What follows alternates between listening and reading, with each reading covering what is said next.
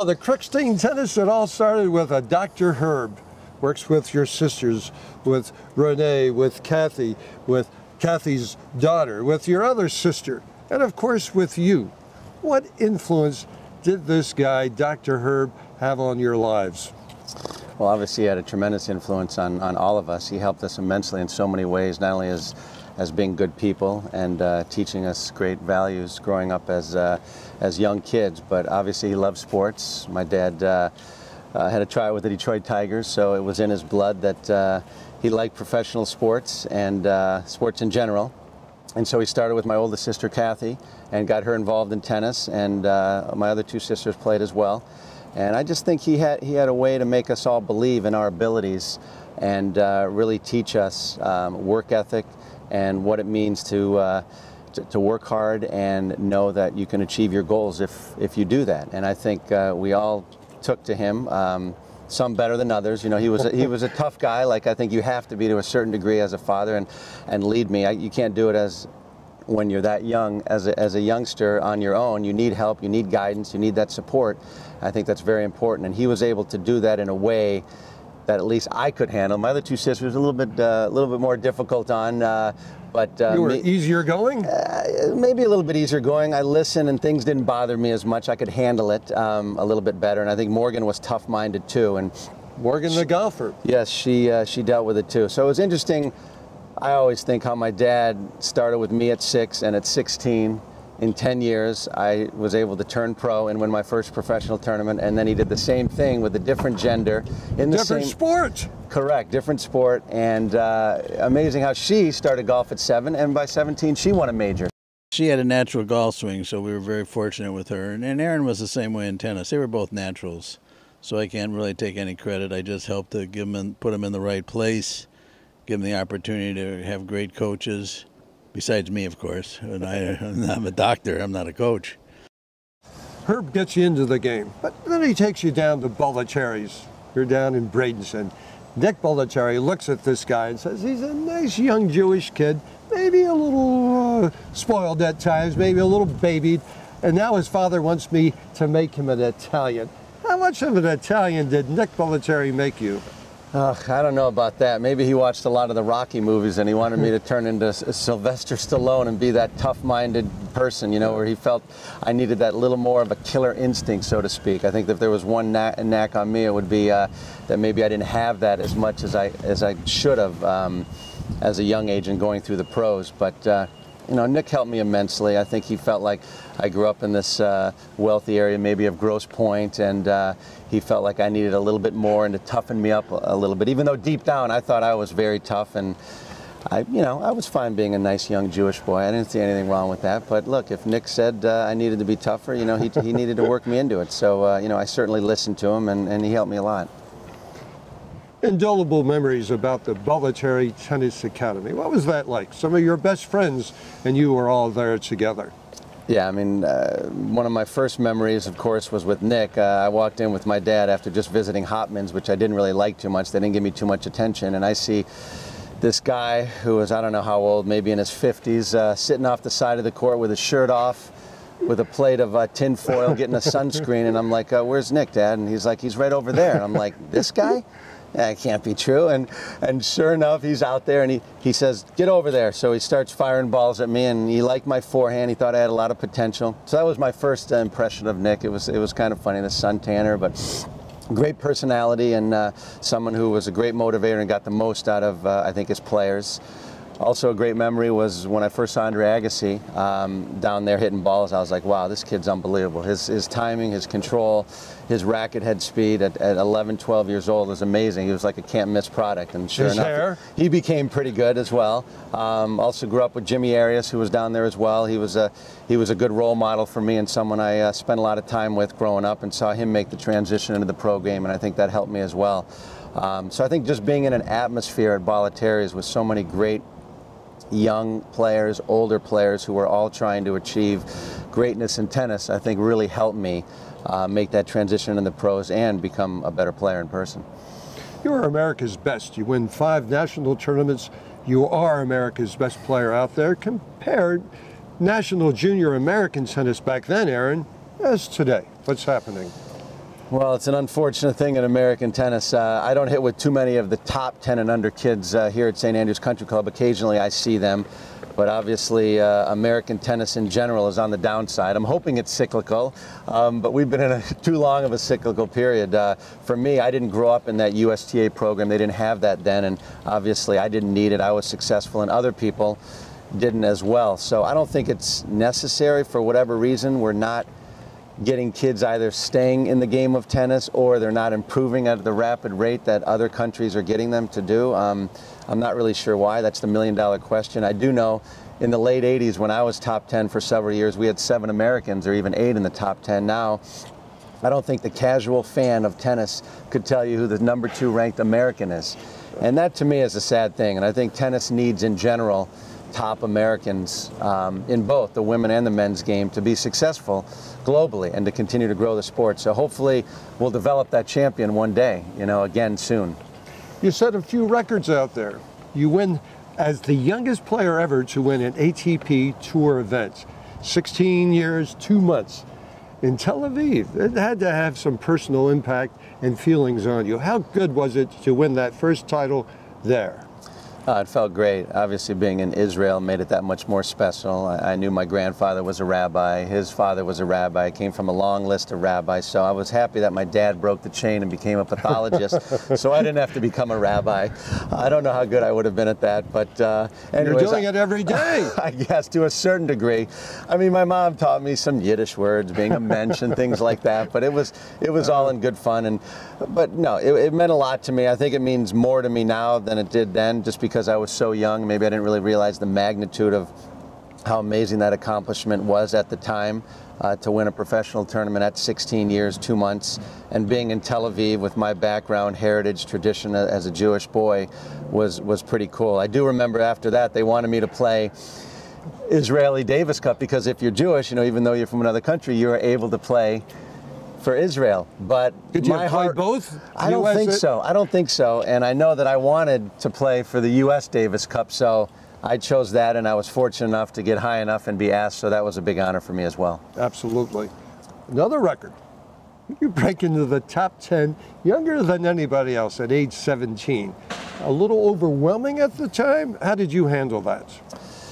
Again, I think it happened so fast in a 12-month period. I went from being ranked, 494 to, close to the top 10, and then got to number 9, I think at 17, 2 weeks, just beating Bjorn Borg's record. So I always felt as a youngster when I was winning everything that it's like, when I turn pro, why shouldn't I continue this success? You know what I mean? As a youngster, you don't feel the pressure. You don't think about the money. You don't think about everything else that goes with it. You're just remembering you winning matches and trying to get better. And I think it happened so fast for me. And then I had a major injury when I did get in the top 10, and all of a sudden I was out for 6 months with a stress fracture in my foot. So that was a big setback, and I think it really took its toll the next year. I had the sophomore slump. How did you handle that setback? It wasn't easy. What was that like for a young kid? It wasn't easy because I was off for the first time for a long period of months where I couldn't play tennis, couldn't work on my game, which I thought was imperative at that time.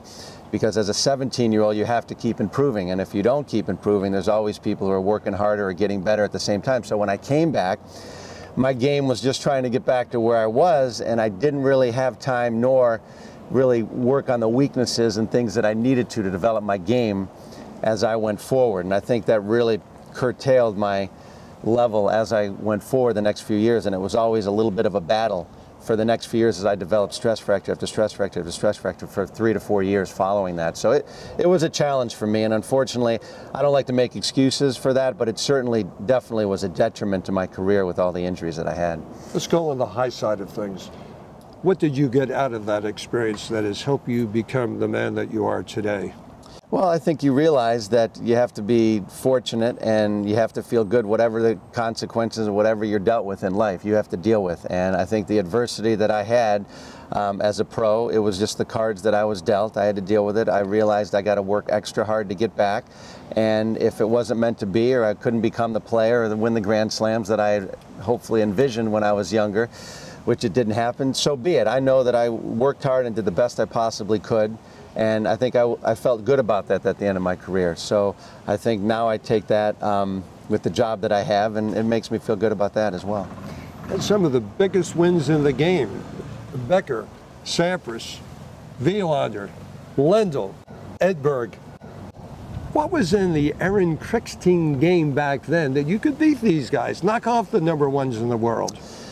Well, I think if you asked anyone, they would, tell you it was his big forehand. I think I had the ability to hit with power from just about anywhere of the court. I think when I was in trouble, I could take a defensive position and go into an offensive position, which I think you need at the high levels of the game, being able to dictate play and have a big shot. Nowadays, you need even more than that. You can't have any weaknesses or any average shots. You need to be great at all the levels, and I think that's one of the differences of today's game and the game when I grew up in. You could win with one weapon and maybe just a so-so shot, but I had that big weapon, which was big in the 80s. You had that big stick in the right hand. That's right. You know about that, but how big was this heart back then?